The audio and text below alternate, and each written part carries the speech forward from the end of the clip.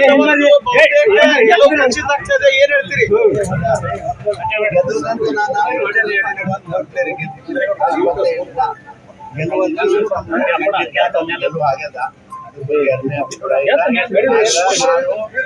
ನನ್ನ ಮತದಾರರಿಗೆ, ಈ ಭಾಗದ ಜನರಿಗೆ, ಆಮೇಲೆ ಅಧಿಕಾರಿಗಳು ಬಹಳ ಚೆನ್ನಾಗಿ ಚುನಾವಣೆಯನ್ನು ನಡೆಸಿಕೊಂಡು ಅವರಿಗೆ ಎಲ್ಲರಿಗೆ ಈ ಸಂದರ್ಭದಲ್ಲಿ ನಾನು ಅಭಿನಂದನೆ ಹೇಳ್ತಕ್ಕಂಥ ಕೆಲಸ ಮಾಡ್ತೇನೆ. ಅದೆಲ್ಲಕ್ಕಿಂತಲೂ ಹೆಚ್ಚು ನನ್ನ ಪಕ್ಷದ ಕಾರ್ಯಕರ್ತರು ಅವರು ನನ್ನ ಸಲುವಾಗಿ ಶಕ್ತಿ ಹರ್ಕೊಂಡು ಅಡಿಗೆ ಕೆಲಸ ಅವ್ರು ಎಷ್ಟು ಸೇವೆ ಮಾಡೋದು.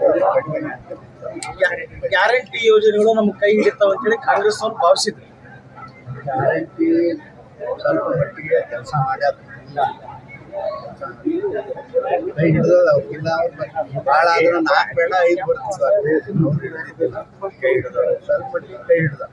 ಕಳೆದ ಬರಕ್ಕಿಂತ ಲೀಡ್ ಯಾಕೆ ಕಡಿಮೆ ಆಗ್ತಾ ಇದೆ? ವಿಷಯ ಹೇಳಿದಿಲ್ಲ, ಅದ್ರ ಪರಿಣಾಮ, ಗ್ಯಾರಂಟಿ ಪರಿಣಾಮ. ಈಗ ಸತತ 4ನೇ ಬಾರಿ ಹಾಕಿದ್ರಿ, ನಿಮ್ಮ ಮುಂದಿರೋ ಸವಾಲುಗಳು? ಅದು ಬಿಜಾಪುರದಿಂದ 4ನೇ ಬಾರಿ ಆಯ್ತು. ಈಗ 4ನೇ ಬಾರಿ ಜನ ಏನು ಹೇಳ್ತಾರೆ ಕೆಲಸ ನಮಗೆ ಅಂತಕ್ಕಂಥದ್ದು ಯಾವುದೋ ತೊಂದರೆ ಇಲ್ಲ. ಜನ ಕ್ಷೇತ್ರದ ಜನ ಏನು ಹೇಳ್ತಾರೆ ಕೇಂದ್ರ ಸರ್ಕಾರ ಹಿರಿಯ ಏನು ಸಂಸದರಿಗೆ ಆಯ್ಕೆ ಆಗ್ತಾ ಇದ್ರಿ, ಸಚಿವ ಸ್ಥಾನದ ನಿರೀಕ್ಷೆ?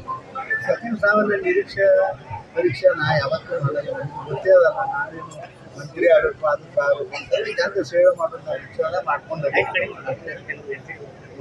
ಅವ್ರು ಇಡೀ ದೇಶದ ಫಲಿತಾಂಶ ಕುರಿತೇನೆ. ನಾನು ಕ್ಷೇತ್ರದ ಅಲ್ಲ, ಹಿರಿಯ ಈಗ